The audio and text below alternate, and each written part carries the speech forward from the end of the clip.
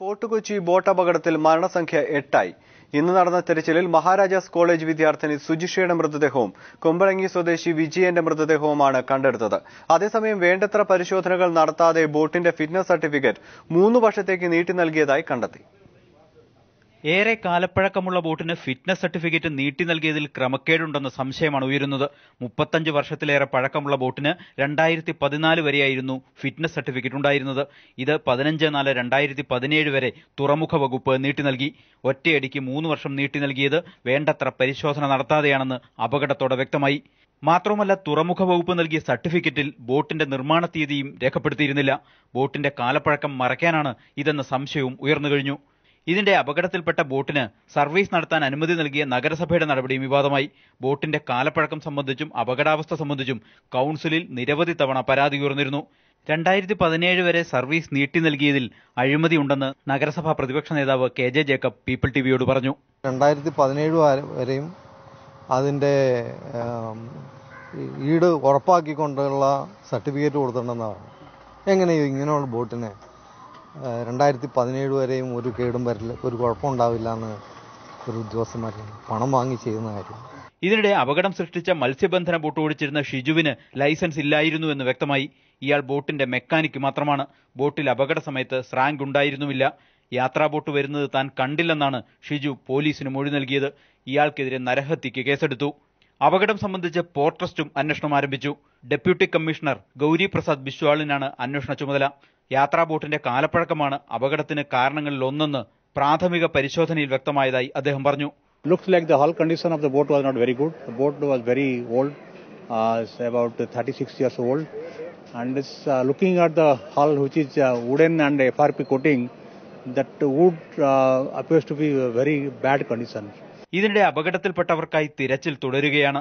ഇന്ന് രാവിലെ ഒരു മൃതദേഹം കൂടി ലഭിച്ചു. ഇന്നലെ മരിച്ച സിന്ധുവിന്റെ മകൾ സുജിഷയുടെ മൃതദേഹമാണ് ചെല്ലാനം ഭാഗത്ത് നിന്ന് ലഭിച്ചത്. News bureau, Kochi. Fort Kochi boat അപകടത്തിൽ മരിച്ചവരുടെ കുടുംബത്തിന് 5 ലക്ഷം രൂപ നൽകുമെന്ന് ആഭ്യന്തരമന്ത്രി രമേശ് ചെന്നിത്തല.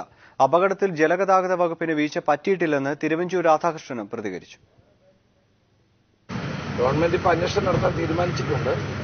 തന്നെയല്ല, മരിച്ചവരുടെ കുടുംബങ്ങൾക്ക് 5 ലക്ഷം രൂപ വെച്ച് കൊടുക്കാനും പരിക്കേറ്റവർക്ക്, ഗുരുതരമായി പരിക്കേറ്റവർക്ക് 1 ലക്ഷം രൂപ കൊടുക്കാനുമാണ് ഇന്നലെ മുഖ്യമന്ത്രി അവരുടെ ചികിത്സാ ചെലവ് വഹിക്കാനുമാണ് ഇന്നലെ മുഖ്യമന്ത്രി എല്ലാവരുമായി ആലോചിച്ച് തീരുമാനിച്ചിട്ടുള്ളത്. കാരണം ഇങ്ങനെ നമ്മൾ ഓരോ അപകടം ഉണ്ടാകുമ്പോഴും പെട്ടെന്ന് ഇതിനെപ്പറ്റി പറയുകയും പിന്നീട് നടപടികൾ സ്വീകരിക്കാതിരിക്കുകയാണ് ചെയ്യുന്നത്. അതല്ലാതെ ഈ ബോട്ട് ദുരന്തങ്ങൾ ആവർത്തിക്കാതിരിക്കാൻ ആവശ്യമായ മുൻകരുതലുകൾ എന്തെല്ലാം വേണം എന്നുള്ള കാര്യത്തെപ്പറ്റി ഗവൺമെന്റ് ഗൗരവമായി ആലോചിക്കുകയും അത് നടപ്പാക്കാനുള്ള സത്വര നടപടികൾ സ്വീകരിക്കുകയും ചെയ്യും. ഈ 2002 റിപ്പോർട്ടിന്റെ അടിസ്ഥാനത്തിൽ നമ്മൾ എടുക്കേണ്ട എല്ലാ നടപടികളും ഏറെക്കുറെ എടുത്തു. പക്ഷേ ഇപ്പോഴും ഇന്നലെ കമ്മീഷൻ സംസാരിച്ചനുസരിച്ച് ഒരു സേഫ്റ്റി കമ്മീഷനെ വെക്കണം എന്ന് അദ്ദേഹം ആവർത്തിച്ച് ഓർമ്മിപ്പിച്ചു. നമ്മളുടെ വകുപ്പിനെ സംബന്ധിച്ച് ഒരു സേഫ്റ്റി കമ്മീഷന്റെ കാര്യം ഗൗരവമായിട്ട് ഞങ്ങൾ ആലോചിക്കുകയാണ്. ഞങ്ങൾ അതിനുവേണ്ടിയുള്ള സ്റ്റെപ്സ് എടുക്കും. സേഫ്റ്റി കമ്മീഷൻ വരുന്നത് പൊതുവെ നല്ലതാണ് എന്നുള്ളതാണ് ഡിപ്പാർട്ട്മെന്റിന്റെ ഒപ്പീനിയൻ. അതുകൊണ്ട് സേഫ്റ്റി കമ്മീഷൻ രൂപീകരിക്കുന്നതിന് വേണ്ടിയുള്ള സ്റ്റെപ്സ് എടുക്കാനും തീരുമാനിക്കുകയാണ്. ബാർ കേസിൽ സുപ്രീം കോടതിയിൽ വാദം പൂർത്തിയായി. മദ്യനയം ഭരണഘടനാ ലംഘനമാണെങ്കിൽ സുപ്രീം കോടതിക്ക് റദ്ദാക്കാമെന്ന് കേരളം അറിയിച്ചു. ബാറുകൾ പൂട്ടുന്നത് മൂലം ജോലി നഷ്ടമുണ്ടാകുന്ന തൊഴിലാളികൾക്ക് കേരള ഹൈക്കോടതിയെ സമീപിക്കാമെന്ന് സുപ്രീം കോടതിയും പറഞ്ഞു. ഈ മാസം 13-ാം തീയതി ആരംഭിച്ച് 8 ദിവസം നീണ്ട വാദപ്രതിവാദങ്ങളാണ് പൂർത്തിയായത്. സർക്കാർ നയത്തിൽ ഇടപെടുന്നതിന് കോടതിക്ക് പരിമിതികളുണ്ടെന്ന് പറഞ്ഞ കേരളം മദ്യനയം ഭരണഘടനാ ലംഘനമാണെങ്കിൽ സുപ്രീം കോടതിക്ക് റദ്ദാക്കാമെന്നറിയിച്ചു. മദ്യ ഉപഭോഗം ഘട്ടം ഘട്ടമായി കുറയ്ക്കുന്നതിന് പരീക്ഷണാടിസ്ഥാനത്തിലാണ് മദ്യനയം കൊണ്ടുവന്നത്. പരീക്ഷണം വിജയിച്ചില്ലെങ്കിലും സുപ്രീം കോടതിക്ക് റദ്ദാക്കാം. അതേസമയം തൊഴിലാളികളുടെ കാര്യത്തിൽ സുപ്രീം കോടതി ഇടപെട്ടു. ബാർ അടച്ചുപൂട്ടുന്ന മൂലം തൊഴിൽ നഷ്ടമുണ്ടാകുന്ന തൊഴിലാളികളോട് സഹാനുഭൂതിയുണ്ടെന്ന് ജസ്റ്റിസ് വിക്രംജിത്ത് സെൻ അധ്യക്ഷനായ ബെഞ്ച് അറിയിച്ചു. തൊഴിലാളികൾക്ക് കേരള ഹൈക്കോടതിയെ സമീപിക്കാമെന്നും സുപ്രീം കോടതി നിർദ്ദേശിച്ചു. 23 ഹർജികളാണ് മദ്യനയം ചോദ്യം ചെയ്ത് സുപ്രീം കോടതിക്ക് ലഭിച്ചത്. ഇതിൽ ഒരുമിച്ച് തന്നെ കോടതി വാദം കേട്ടു. വിധി പറയാൻ കേസ് മാറ്റി. News bureau, Delhi. ഇന്ത്യയുടെ ഏറ്റവും പുതിയ വാർത്താവിനിമയ ഉപഗ്രഹം GSAT-6 വിക്ഷേപണം വിജയകരമാക്കി. ശ്രീഹരിക്കോട്ടയിലെ സതീഷ് ധവാൻ സ്പേസ് സെന്ററിൽ നിന്ന് GSLV D6-ലായിരുന്നു വിക്ഷേപണം. വാർത്താവിനിമയത്തിന് പുതിയ വാതിലുകൾ തുറക്കുന്ന ഉപഗ്രഹം GSAT-6 GSLV D6 ആണ് ബഹിരാകാശത്തെത്തിച്ചത്. തദ്ദേശീയമായി വികസിപ്പിച്ച ക്രയോജനിക് അപ്പർ സ്റ്റേജ് 3ാം വട്ടം ഉപയോഗിച്ച് നടത്തിയ വിക്ഷേപണമായിരുന്നു ഇന്നത്തേത്. 2 ടൺ ഭാരമുള്ളതാണ് GSLV വഹിക്കുന്ന GSAT ഉപഗ്രഹം. ജനുവരിയിൽ നടന്ന GSLV D5ന്റെ വിക്ഷേപണത്തിന് സമാനമായിരിക്കും ഇതിന്റെ പ്രവർത്തനം.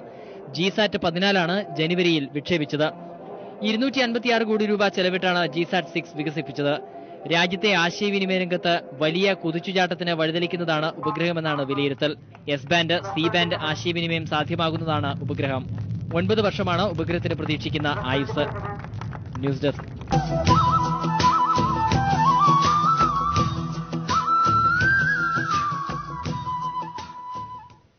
നാടും നഗരവും ഉത്രാടപ്പാച്ചിലിന്റെ തിരക്കിലാണ്. കോഴിക്കോട് നിന്നുള്ള ഉത്രാടപ്പാച്ചിലിന്റെ വിശേഷങ്ങളുമായി മേഘ ചേരുന്നു. മേഘ, കോഴിക്കോട് ഓണലഹരിയിലാണോ? അതുപോലെ തന്നെ മലബാറിന്റെ ഓണവിശേഷങ്ങൾ എന്തൊക്കെയാണ്?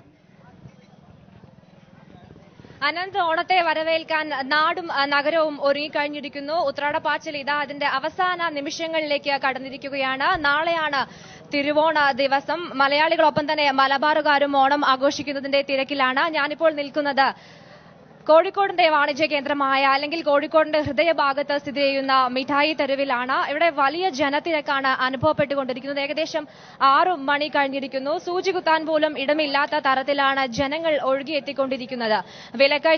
വിലക്കയറ്റം ചെറിയൊരു തരത്തിൽ വിപണിയെ ബാധിച്ചിട്ടുണ്ടെങ്കിലും ജനങ്ങളുടെ ഒഴുക്കിൽ ഒട്ടും തന്നെ കുറവില്ല എന്ന് തന്നെ പറയേണ്ടിയിരിക്കുന്നു. ദൃശ്യങ്ങളിൽ നിന്ന് വ്യക്തമാകുന്നത് പോലെ വലിയൊരു ജനത്തിരക്കാണ് ഇവിടെ അനുഭവപ്പെട്ടുകൊണ്ടിരിക്കുന്നത്. പോലീസും ശക്തമായ സുരക്ഷാ ക്രമീകരണങ്ങളുമായി ഇവിടെ മിഠായി തെരുവിൽ സജീവമായുണ്ട്.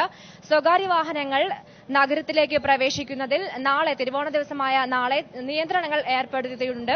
ഇത്തരത്തിൽ നിയന്ത്രണങ്ങൾ അല്ലെങ്കിൽ വാഹനങ്ങൾ ഇത്തരത്തിലുള്ള നിയമ നടപടികൾ തെറ്റിക്കുകയാണെങ്കിൽ ശക്തമായ പിഴ അല്ലെങ്കിൽ ശക്തമായ നടപടികൾ സ്വീകരിക്കുന്ന തരത്തിലേക്കാണ് കാര്യങ്ങൾ നീങ്ങുന്നത്. അനന്തൊപ്പം തന്നെ വിപണിയെ വിലക്കയറ്റം കൊണ്ട് പൊറുതിമുട്ടുന്ന ജനങ്ങളെ സഹായിക്കാനായി CPM-ന്റെ നേതൃത്വത്തിലുള്ള ജൈവ പച്ചക്കറി വിപണന കേന്ദ്രങ്ങളും ഇവിടെ സജീവമാണ്. ദൃശ്യങ്ങളിൽ നിന്ന് അല്ലെങ്കിൽ പ്രേക്ഷകർക്ക് കാണാൻ സാധിക്കുന്നത് പോലെ വലിയൊരു ജനത്തിരക്കാണ് കോഴിക്കോടിന്റെ ഹൃദയഭാഗത്ത് സ്ഥിതി ചെയ്യുന്ന ഈ മിഠായി തെരുവിൽ കാണാൻ സാധിക്കുന്നത്. സൂചി കുത്താൻ പോലും ഇടമില്ലാത്ത തരത്തിലാണ് ഇപ്പോൾ ജനങ്ങളുടെ ഒരു ഒഴുക്ക്. നേരത്തെ രാവിലെ ചെറിയൊരു മഴ ആശങ്ക പടർത്തിയിരുന്നെങ്കിലും ഇപ്പോഴും കാലാവസ്ഥ അനുകൂലമായി തന്നെ തുടരുകയാണ്. അപ്പം തന്നെ എനിക്ക് തോന്നുന്നു കോഴിക്കോട് നഗരത്തിലെ ഏറ്റവും വലിയൊരു പ്രശ്നം എന്ന് പറയുന്നത് വാഹനങ്ങളുടെ ഒരു ഒഴുക്ക് തന്നെയാണ്. സാധനം വാങ്ങാൻ വരുന്ന ആളുകളുടെ ഒരു വാഹനങ്ങൾ പാർക്ക് ചെയ്യാൻ പോലും കൃത്യമായ സ്ഥലമില്ലാത്തത് ഒരു തരത്തിൽ ഈ മിഠായി തെരുവിനെ ബാധിച്ചിട്ടുണ്ട്. അല്ലെങ്കിൽ മിഠായി തെരുവ് ജനങ്ങളാൽ വീർപ്പുമുട്ടുകയാണ് എന്ന് തന്നെ വേണം പറയാൻ. തീർച്ചയായും മേഘയാണ് മലബാറിൽ നിന്നുള്ള, കോഴിക്കോട് നിന്നുള്ള വിവരങ്ങൾ നൽകിയത്. ഇപ്പോൾ തിരുവനന്തപുരത്ത് തലസ്ഥാന നഗരിയിൽ നിന്നും വിവരങ്ങൾ നൽകാൻ ജിതിൻ ചേരുന്നു. ജിതിൻ, തലസ്ഥാന നഗരിയുടെ ഓണവിപണിയെല്ലാം സജീവമാണോ? തിരക്കിലാണ് അക്ഷരാർത്ഥത്തിൽ തലസ്ഥാന നഗരി. തിരുവോണത്തിനായി മണിക്കൂറുകൾ മാത്രം ബാക്കി നിൽക്കുമ്പോൾ അതിനായുള്ള അവസാനഘട്ട ഒരുക്കങ്ങൾ നടത്തുന്നതിന്റെ തിരക്കിലാണ് എല്ലാവരും തന്നെ. ഞാനിപ്പോൾ നിൽക്കുന്നത് കിഴക്കേക്കോട്ട പുത്തരിക്കണ്ടം ഭാഗത്താണ്. അക്ഷരാർത്ഥത്തിൽ ജനങ്ങൾ ഒഴുകുകയാണ് ഇവിടെ. ഇതിന് സമാനമായ കാഴ്ചകൾ തന്നെയാണ് തലസ്ഥാനത്തിന്റെ എല്ലാ തെരുവുകളിലും മറ്റ് മാർക്കറ്റുകളിലും വിപണികളിലും എല്ലായിടത്തുമുള്ളത്. അവസാനഘട്ട ഒരുക്കങ്ങൾ ഉത്രാട ദിനം അവസാനത്തിലേക്ക് കടക്കുമ്പോൾ, ഉത്രാട സന്ധ്യയിലേക്ക് എത്തുമ്പോൾ തിരുവോണത്തിനായുള്ള അവസാനഘട്ട ഒരുക്കങ്ങൾ നടത്തുന്നതിന്റെയും സാധനങ്ങൾ വാങ്ങിക്കൂട്ടുന്നതിന്റെയും തിരക്കിലാണ് മലയാളികൾ. പച്ചക്കറിയും പല വ്യഞ്ജനങ്ങളും ഒപ്പം തന്നെ വസ്ത്രങ്ങളും മറ്റു സാധനങ്ങളും എല്ലാം വാങ്ങിക്കൂട്ടുന്നതിന്റെ തിരക്കിലാണ് ഇവർ. ഇവിടെയാണ് സപ്ലൈകോയുടെ ഓണം മെട്രോ പീപ്പിൾ ബസാറും പ്രവർത്തിക്കുന്നത്. അതുകൊണ്ട് അഭൂതപൂർവമായ ജനത്തിരക്കാണ് ഇവിടെ അനുഭവപ്പെട്ടുകൊണ്ടിരിക്കുന്നത്. എല്ലായിടങ്ങളിലും ഇങ്ങനെ തന്നെയാണ്. തലസ്ഥാന നഗരത്തിന്റെ എല്ലായിടങ്ങളിലും വലിയ ജനത്തിരക്ക് ഉത്രാട ദിനത്തിന്റെ അവസാന സമയങ്ങളിൽ, ഉത്രാട സന്ധ്യാസമയത്തേക്ക് കടക്കുമ്പോൾ അനുഭവപ്പെട്ടുകൊണ്ടിരിക്കുന്നു. ഒപ്പം തന്നെ തലസ്ഥാനത്തെ ജിതിൻ ചന്ദ്രനാണ് വിവരങ്ങൾ നൽകിയത്. ഗൾഫിലെ ഓണാഘോഷങ്ങൾക്ക് മാവേലി വേഷം കെട്ടുന്നവരുടെ എണ്ണം കൂടി വരുന്നു. കാലങ്ങളായി മാവേലി വേഷം കെട്ടുന്നവർക്ക് പുറമെ ഈ രംഗത്തേക്ക് കടന്നു വരുന്നവർ ഏറെയാണ്.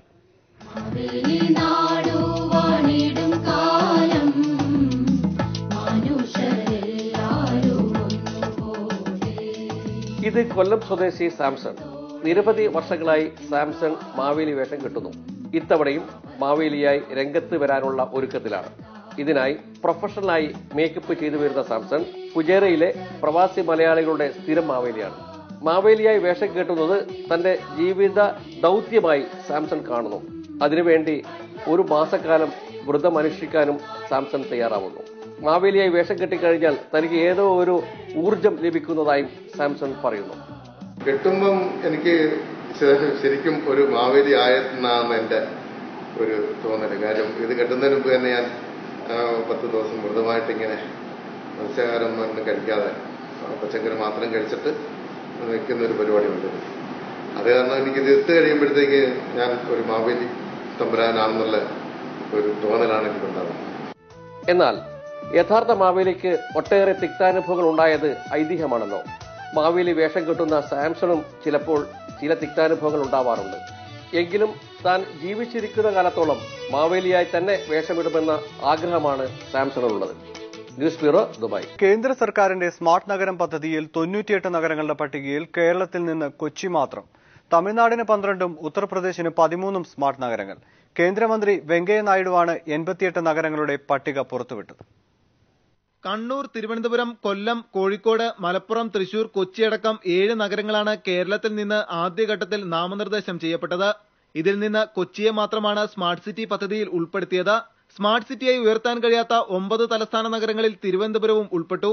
ഈ നഗരങ്ങൾ സ്വയം വികസിക്കാൻ സാധ്യത ഉള്ളതുകൊണ്ടാണ് പട്ടികയിൽ ഉൾപ്പെടുത്താത്തതെന്ന് കേന്ദ്ര നഗരവികസന മന്ത്രി വെങ്കയ്യ നായിഡു വ്യക്തമാക്കി. 13 നഗരങ്ങൾ പദ്ധതിയിൽ ഉൾക്കൊണ്ട ഉത്തർപ്രദേശാണ് മുന്നിൽ.